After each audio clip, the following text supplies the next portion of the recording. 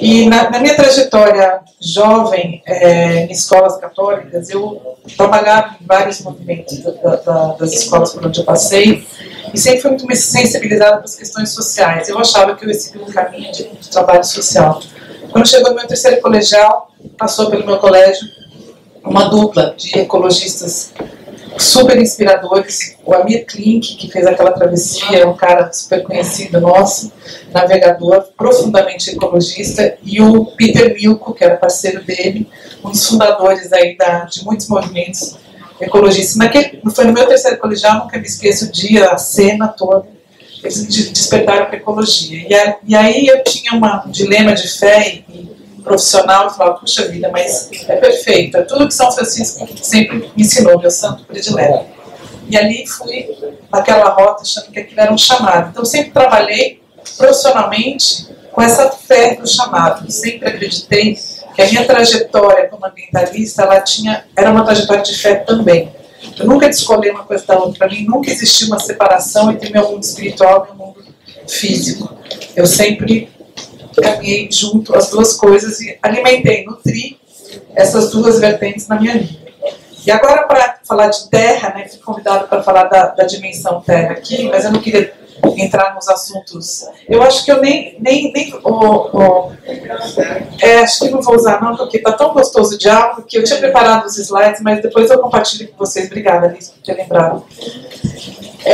Para poder falar dessa dimensão terra para vocês, eu queria falar, então pegar o gancho do que acabou de falar o Mário muito inspirador, né, um grande batalhador, nosso deputado sem mandato, e melhor que seja assim, que ele acho que faz muito mais pelo Congresso e pela política no Brasil, estando lá presente no Congresso o tempo todo. O gancho que ele traz para a gente esse depoimento sobre o desmatamento e a situação que está o Brasil. Mas também queria conectar com a fala do Antônio, com a fala da Maru. Primeiro dizer, e fui muito inspirada pela fala da Tamis. Eu acredito muito numa coisa que a Tamis trouxe hoje para a gente no grupo aqui, da importância da gente não perder a fé, da gente pensar o positivo. Então, nessa minha trajetória, que num pé da ciência, no lado da canoa, estou com um pé numa canoa da ciência e o outro pé na canoa da espiritualidade. O pé da ciência está me dizendo, olha, o Titanic está afundando, é a Arca de Noé, o mundo, a gente está numa virada muito difícil. Mas o pé da fé, ele me dá muita força, muita energia. Então, quando ela falou hoje no grupo aqui, nesse centro, que a gente precisa, me desculpa se eu estou falando errado, mas o que eu captei da tua fala foi resgatar o positivo, uma energia boa que a gente tem que transmitir. Então eu fico bastante preocupada quando, e aí foi uma trajetória pessoal minha de ter vivido o ambientalismo profundamente em várias organizações, eu fico muito preocupada quando nós ambientalistas trazemos um discurso muito desanimador, ele desmobiliza demais. Claro, é nossa função alertar, a gente está muito inspirado pela ciência, né? A ciência vem realmente tirando uma fotografia bastante desanimadora do que é a presença humana na Terra. Mas o meu lado de fé fala, puxa, a gente nunca pode desanimar, a gente nunca pode desistir. Sempre é possível dar a volta. E na fala final do Antônio, eu fiquei muito feliz de ouvir ele falar assim, puxa, a gente observa em alguns fenômenos incríveis na natureza que, onde a gente achava que tinha acabado, do nada existe um ressurgimento, uma regeneração. Então foi por esse percorrido que eu cheguei hoje como profissional da área ambiental, no que eu hoje considero vai ser meu trabalho daqui até a minha transvivenciação, como diz o Frei Beto, eu gosto dessa fala dele. Quando eu parti para a próxima dimensão, que é a regeneração, é o resgate, é a restauração. Eu acho que tem uma coisa muito profunda em nós humanos, que é uma centelha divina, uma luzinha que ela está sempre brilhando. E ela sempre nos reconecta com aquela energia maior. Então eu vi isso na natureza. A natureza é capaz de se regenerar, ela é capaz de, assim, de onde você acha que não tem mais vida, ressurgir a vida, né? Eu acho que a humanidade está vivendo este momento. A gente está vendo essa fotografia que o Mantovani traz para a gente, muito dolorida, muito sofrida, de um Congresso Nacional em frangalhos, que talvez represente o pior da face que a humanidade possa demonstrar, do egoísmo maior, e por outro lado, uma força gigante vinda de pessoas resgatando a conexão com a natureza, resgatando o divino, resgatando valores de fé. Então, eu acredito que nessa tensão, porque eu acho que para a gente ir para frente vai ter sempre essa tensão, a gente tem uma escolha, né? A gente tem esse livre-arbítrio mesmo, estando aqui na Terra. E essa escolha pode ser propositiva. Então, voltando para a Thames, eu acho que a gente tem essa força, a gente tem que acreditar nela, que ela vai poder fazer diferença. E a minha tendência hoje, porque eu escolhi esse caminho da restauração como ambientalista e profissional da área ambiental, é que eu acho que tem uma enormidade de coisas a fazer e tem uma quantidade enorme de gente fazendo. Claro que a mídia não divulga coisa boa, né? A gente depois a Maria Paula é a melhor pessoa para falar, me desculpe se eu falar bobagem, mas a gente vive ainda sob a égide de uma mídia que está propagando sempre o negativo, né? O sensacionalismo, o lado ruim da coisa, ele vende mais, ou ele chama mais atenção, ele ainda está muito presente. Mas a boa notícia, ela existe. Então tem um movimento gigante, quando a gente entra nesse mundo da restauração florestal, a gente percebe. Eu vou falar um pouco agora do que a ciência está nos dizendo. Na véspera da COP de Paris, do Acordo de Paris, tinha um grupo reunido lá em Nova York, chamados pelo Ban Ki-moon, então secretário-geral da ONU, para discutir qual era o papel das florestas no equilíbrio climático. O equilíbrio climático é o nosso maior desafio, porque a gente realmente passou do limite no que diz respeito a alterar, né, essa camada de gases que sustenta a vida na Terra. E ali se consolidou algo que os ambientalistas já vinham falando há muito tempo, que é a ideia de que as florestas elas têm um papel. Não é só mudar do petróleo para energia solar, para energia eólica, ou deixar o carro em casa, ou fazer uma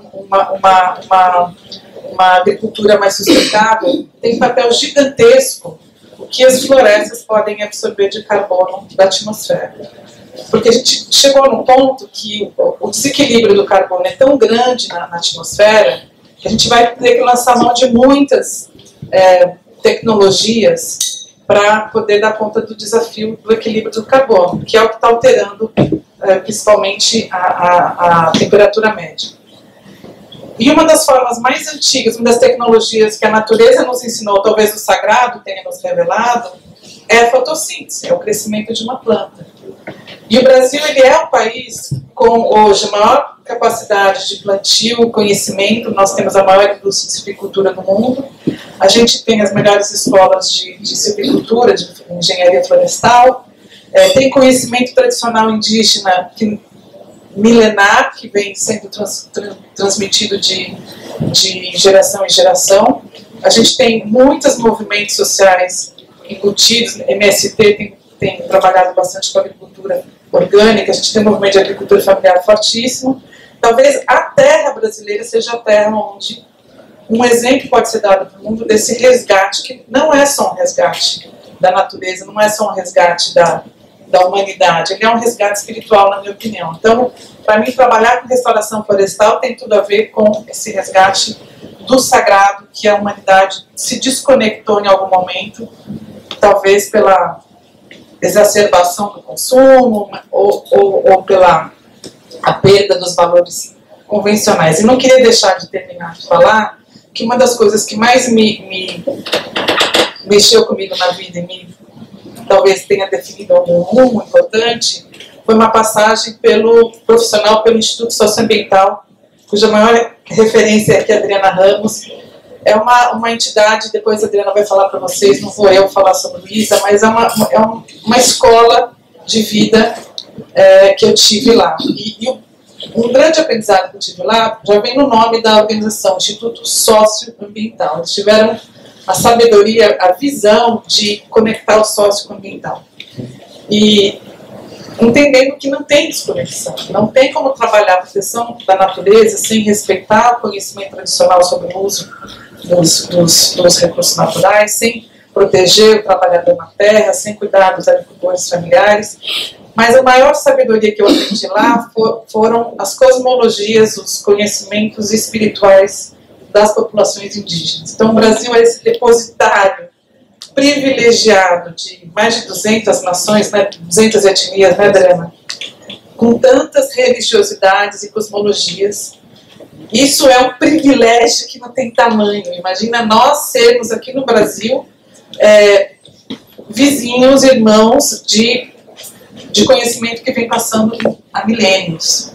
Então a responsabilidade que a gente tem com esses povos é gigantesca. E o que a gente está fazendo é virar as costas para eles, basicamente. Né? E o que a gente está assistindo agora no Congresso é um rasgar dos direitos indígenas completamente. Então eu só queria terminar minha fala falando que o exemplo dessas populações sobre como usar e proteger a terra está totalmente ligado com o sagrado, é algo que a gente não pode perder de jeito nenhum. E o Brasil tem ainda tantas populações vivendo aqui, apesar de todas as condições paupérrimas a que estão sujeitos e a tantas violações. E o melhor que a Adriana para falar que isso não há. Então, eu deixo essa deixa para ela. E por último, não posso deixar de falar também do movimento de agricultura sustentável, que eu acho que a gente tem um exemplo do Brasil para o resto do mundo, que vai desde movimentos de agricultura sediados em sei lá, movimentos de permacultura, agricultura orgânica, movimentos do Sem Terra, tem vários grupos trabalhando com a agricultura sustentável, e a gente não tem, do outro lado da moeda, que é a produção de larga escala, que é responsável por uma parte da nossa economia, ela está seguindo um rumo completamente desrespeitoso desses limites que a natureza nos coloca.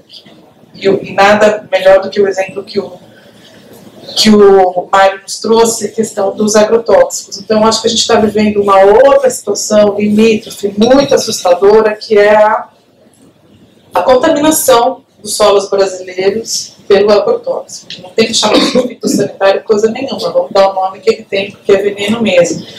Substâncias químicas que foram banidas na Europa e nos Estados Unidos estão sendo usadas aqui ainda. O nível de câncer das populações rurais que aplicam esses químicos é altíssimo, tem muita gente que morre. Se for olhar as estatísticas do interior do Paraná, Mato Grosso, são altíssimas. Histórias sempre acorda do lado mais fraco, são os trabalhadores rurais que são os mais contaminados, e os índices de câncer que a gente está vendo pela ingestão do alimento contaminado. Não é todo mundo hoje que pode pagar um orgânico, é caríssimo. A gente ainda não atingiu uma escala de produção que permita que o pobre possa ter acesso ao orgânico, ainda é um alimento de elite, a não ser que as populações mais vulneráveis tenham acesso a um pedaço de terra onde elas possam plantar sem usar o veneno. Então, assim, é outro alerta. Eu acho que é possível virar isso. E para finalizar, para mim, estou depositando agora esperança no ano de 2018, nas eleições. E tanta coisa poderia acontecer, né? A gente viveu um momento muito bacana quando a gente escreveu a Constituição em 88 e aprovou uma Constituição que foi chamada de cidadã. Será que a gente consegue um Congresso mais cidadão nas próximas eleições? Mas isso precisa de uma autoconvocação, vai ter que todo mundo trabalhar muito, e eu acho que a gente não dá para ficar sentado, braços cruzados, pernas cruzadas. É um momento crítico para o Brasil, a gente tem que mudar a chave, o Congresso Nacional é a chave disso tudo. Então, para nós que fazemos militância na área ambiental, nós temos que parar tudo e pensar que vai ter que fazer campanha eleitoral ano que vem. Isso dá uma preguiça, para mim dá uma preguiça gigantesca, mas não tem outro jeito, porque dali sai tudo, a chave está ali dentro, os controles são a partir do legislativo, e lógico do executivo também, mas o Congresso é a chave de tudo. Então, eu paro por aqui e agradeço mais uma vez a Alice essa super oportunidade.